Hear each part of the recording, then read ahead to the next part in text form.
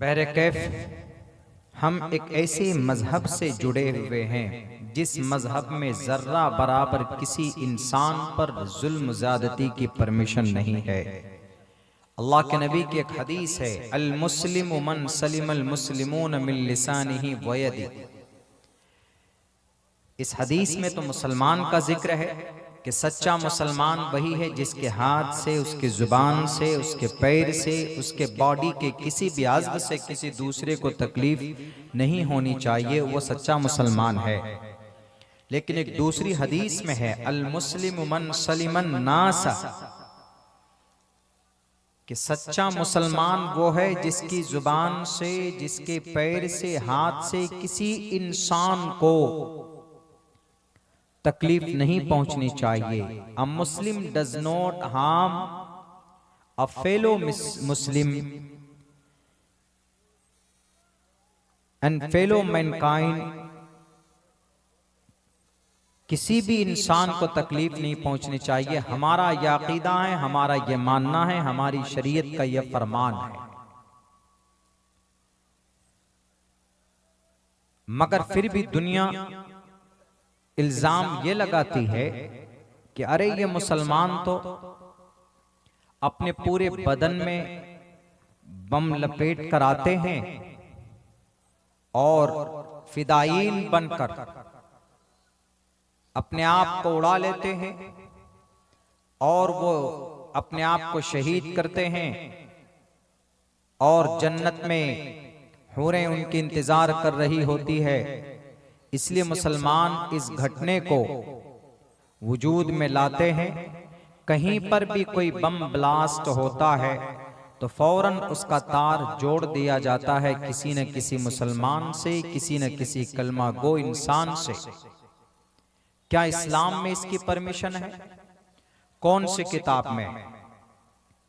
कि अपने आप को सुसाइड बॉम्बर लगाकर उड़ा लो, जिस्म के चीथड़े करवा लो और मरने के बाद डायरेक्ट 72 हुरों के पास चले जाओगे। कौन सी किताब में? किसी भी किताब में नहीं। हमने तो तकरीबन सहाय सित्ता की किताबें पढ़ ली है, तफसीर पढ़ी है, फिक़ह की किताबें पढ़ी, उसूल हदीस की किताबें पढ़ी और भी बहुत सारी किताबें हमने पढ़ी है। तकरीबन टोटल उलमा ने पढ़ी और उसके अलावा भी बहुत सारी किताबें हमारे मुताले में किसी भी किताब में नहीं है। शायद हमने क्या किसी ने भी नहीं पढ़ी हो। हाँ, आदमी नेक अमल करेगा तो मरने के बाद उसको बदले के तौर पर अल्लाह तबारक व तआला हूर अता फरमाएगा। वहूरुन ईन कामसालिल लुअलुइल मकनून जज़ाअन बिमा कानू यामलून। उसके नेक अमल के बदले उसको बदला के तौर पर, इनाम के तौर पर, इकराम के तौर पर उससे सरफराज करेगा। कल कयामत में ऐसा नहीं है कि बम लगाकर किसी भीड़ में जाकर अपने आप को उड़ा लो और 10, 15, 20 आदमी को और दफन कर दो, उनको मार दो। इसकी परमिशन नहीं। अगर कोई कहता है कि मुसलमानों के कुरान में है, देखिए उज़िन लिल्लज़ीना वजाहिदू फिल्लाहि हक़्क़ जिहादी, अल्लाह के कुरान में है, अल्लाह का फरमान है कि अल्लाह के रास्ते में जिहाद करो, कत्ल करो जैसा कि जिहाद करने का हक है। गलत तर्जमा, गलत मतलब बयान करते हैं वो। सहाबाए किराम को अगर लड़ना होता, अल्लाह के नबी अलैहिस्सलातु वस्सलाम अगर तलवार के धार से मुकाबला करते तो 13 साल तक सहाबाए किराम को कितनी तकलीफें दी गई आपको पता है। जब बिलाल हबशी की चीख आप अलैहिस्सलाम के कान में पहुंचती थी, आवाज पहुंचती, तो आप अलैहिस्सलाम कहते कि बिलाल सब्र करो। खब्बाब बिन अरत का दर्द जब पहुंचता था अल्लाह के नबी के पास तो अल्लाह के नबी यही कहते थे कि सब्र करो। बीबी सुमैया के जिस्म के टुकड़े किए गए तब भी अल्लाह के नबी ने कहा कि सब्र करो। हजरत जुबैर की आंखें निकाली गई तब भी अल्लाह के नबी ने कहा कि सब्र करो। हजरत उम्मे अम्मारा को शहीद किया गया तब भी अल्लाह के नबी ने कहा कि सब्र करो। अल्लाह के नबी अलैहिस्सलातु वस्सलाम ने जुल्म का, तशद्दुद का, तलवार का, तीर का रास्ता नहीं अपनाया। 13 साल के बाद जब आप मदीना गए तो मदीना में जाने के बाद तब इजाजत दी गई, उज़िन लिल्लज़ीन युक़ातलून बिअन्नहुम ज़ुलिमू, जिन पर जुल्म किया गया उन्हें तलवार उठाने की इजाजत दी गई। और वो भी ऐसे नहीं कि जो जुल्म करता है, जो जालिम है, जो तुमसे लड़ने आता है तो अब चुप मत बैठो, अब बुज़दिल मत बनो, अब मुकाबला करो उनका। तब कुरान इजाजत देता, अब लड़ो, अब लड़ना बहादुरी। और ये गलत नहीं है, ऐसा तो वेदों में भी, रुद्रवो गिरीवा अश्रैत पिशाचा अव ब्रह्मा दुवीशो जही तवम तूर्य तरुषतः सत्यम विभाजने। कोई राक्षस तुम्हारे सामने आ जाए तो उसका सर तन से जुदा कर दो, ये पैगाम वेदों में भी। लेकिन नहीं मालूम, पता नहीं क्या लगता है कि बस कुरान करीम के एक आयत पढ़ लेते हैं कि देखिए आपके कुरान में जिहाद है, आपके कुरान में क़िताल है, आपके कुरान में तलवार है, आपके कुरान में तीर है, ये बहुत नजर आता। और उसी को आज में अगर कहीं पर बम फटता है, कहीं पर कुछ होता, उसी से उसको जोड़कर दिखा देते। अगर कोई मुस्लिम नाम का कोई व्यक्ति अगर ऐसा करता है, चाहे वो डॉक्टर हो, चाहे वो प्रोफेसर हो, उसका पर्सनल मामला मैटर होगा, कोई रिवेंज, कोई इंतकाम की आग में सुलग रहा होगा, उसका इस्लाम से कोई ताल्लुक नहीं।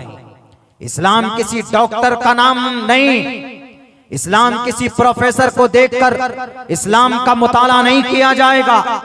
इस्लाम को जानना और समझना है तो कुरान पढ़ा जाएगा, अल्लाह के नबी की हदीस पढ़ी जाएगी, सहाबाए कराम की पूरी जीवनी देखी जाएगी, तभी फैसला होगा कि इस्लाम क्या। आज जनाब बड़ा अफसोस होता है, इसमें हमारे भी लोग बहुत ज्यादा आ जाते हैं सामने। आजकल ये जो दिल्ली के अंदर में बम ब्लास्ट हुआ, इसी महीने की किसी तारीख को, बहुत बड़ा दुखद घटना है हमारे मुल्क के लिए। उसमें कोई डॉक्टर था, वो किसी कार में आकर आरडीएक्स वगैरह रखा और 300 साढ़े 300 आरडीएक्स पकड़ा भी गया। वो किसी थाने में जाकर वहां पर भी ब्लास्ट हुआ, वहां पर भी 9 लोग मरे शहीद हुए। लेकिन अब उसका लिंक जोड़ दिया जाता है इदारों से, तालीमी इदारे से जोड़ दिया जाता।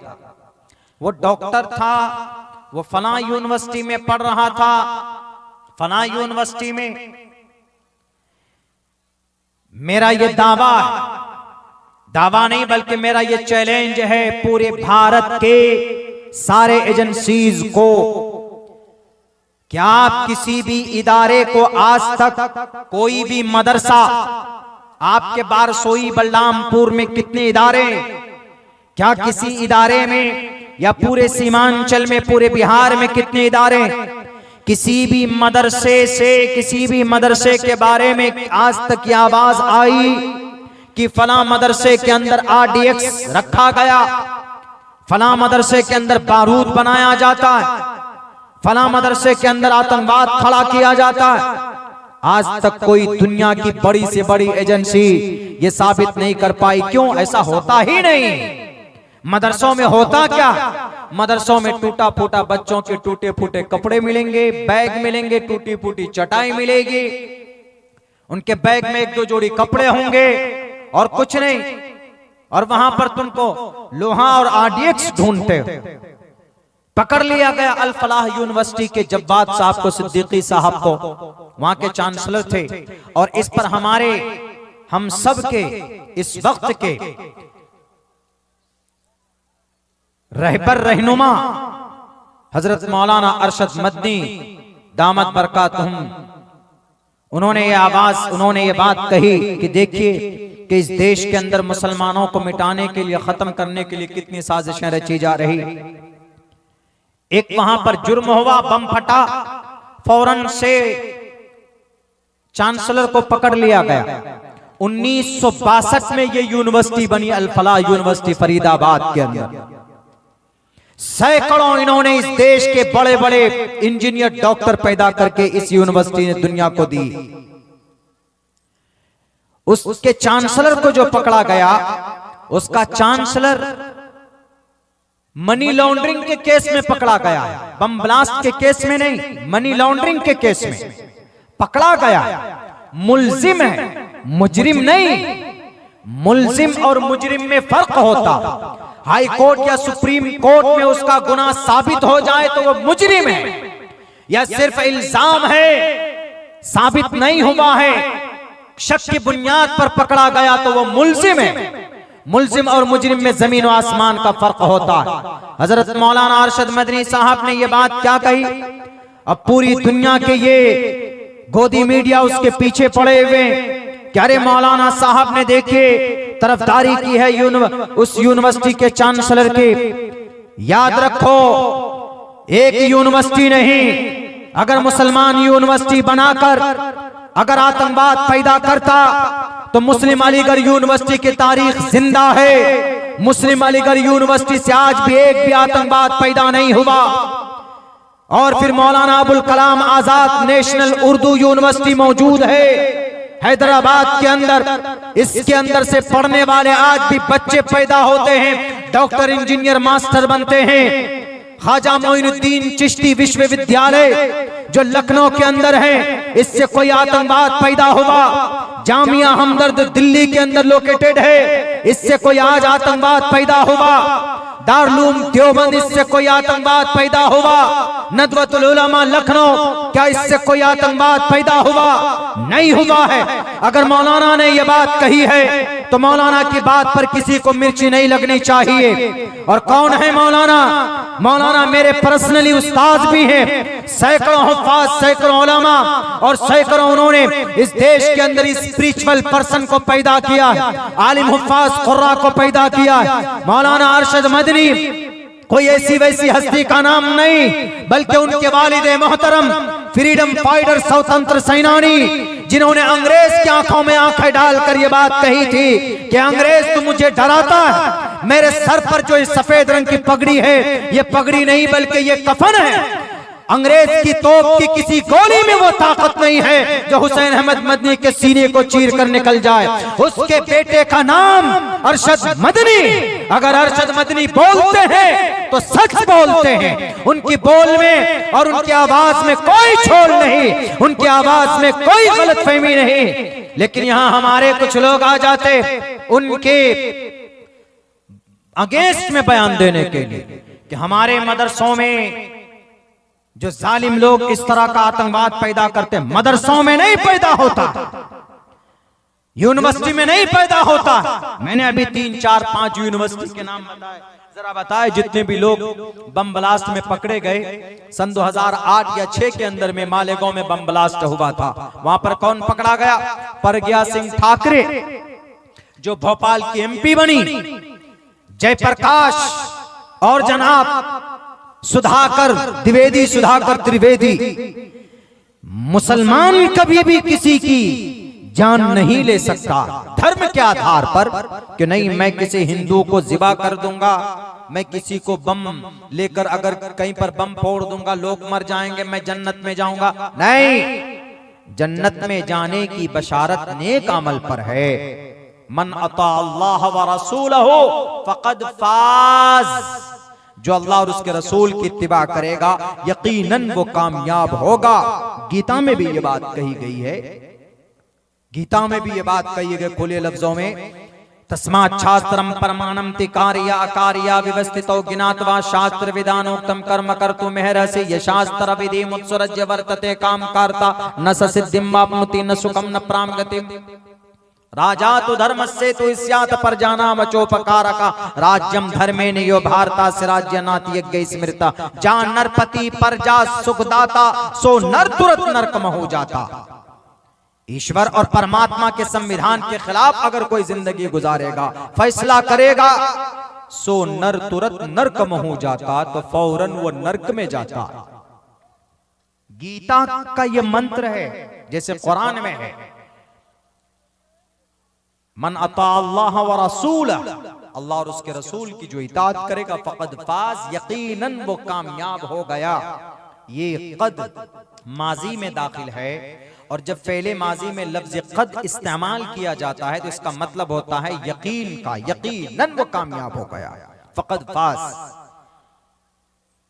और फिर आज तक जितने भी बम ब्लास्ट में जो नौजवान पकड़े गए हमारे इस देश के अंदर, बताइए 9 साल बाद, कोई 15 साल बाद, कोई 20 साल के बाद बाइज्जत बरी हुआ, कहीं पर भी उसका जुर्म साबित नहीं हुआ। 19 साल 20 साल उसके खत्म हो गए, बर्बाद हो गए। लेकिन खामखा ये इल्जाम लगाया जाता, खामखा इल्जाम लगाया जाता। अल्लाह के नबी अलैहिस्सलाम ने जंग की है, कोई शक नहीं है, लेकिन वो जंग किसी के ऊपर चढ़ाई करके उससे इंतकाम का या उसको मारने की जंग नहीं थी।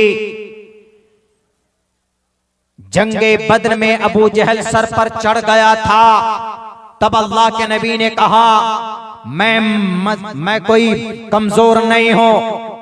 अल्लाह के नबी मैदान में आए और मुकाबला किया उस अबू जहल का, और अबू जहल का खात्मा हुआ।